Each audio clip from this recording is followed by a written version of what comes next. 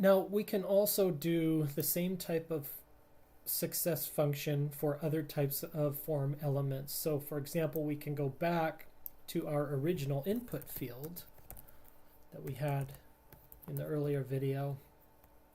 We'll also need to call this something. We'll identify it. Let's call it input. I'll just do my input. Okay. And then we need to change this to say my input.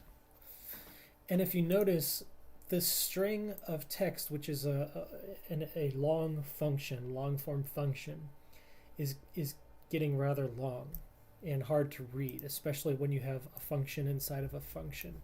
So we're going to take this out, and let's just name this function, this new function, anything we want. Doesn't matter.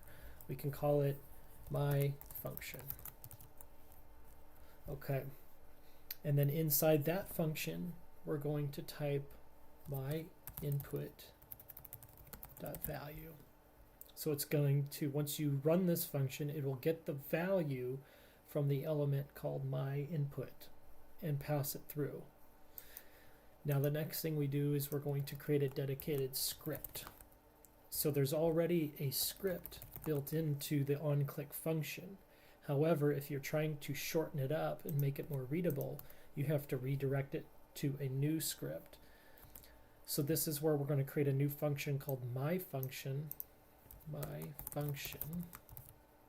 Oops, sorry.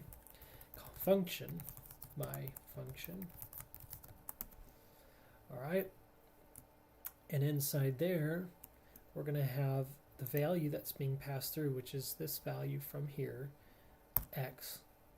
Call it x. You can call it whatever you want. And then we're going to type in that same Google function that we had earlier, which is Google script run with success handler function. Okay. And then here's where we'll type our alert, call it success. And then at the end of this Google function, we will now call our other function, which is called paste value. And you can input your x, your value. So basically you click the button, it's getting the value from the input field, passing it in onto this dedicated function that's now called out separately. And this function is now calling a special Google function, which is in turn calling your paste values function on your server. So you're taking the x value passed from here to here to here into here. Now I believe if we save this, this should work. We'll go back.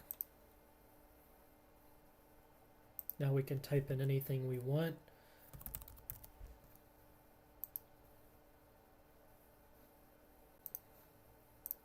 And there it is. So now we've been able to successfully remove the inline function and create a dedicated function in a script space, which gives us much more flexibility to do more things.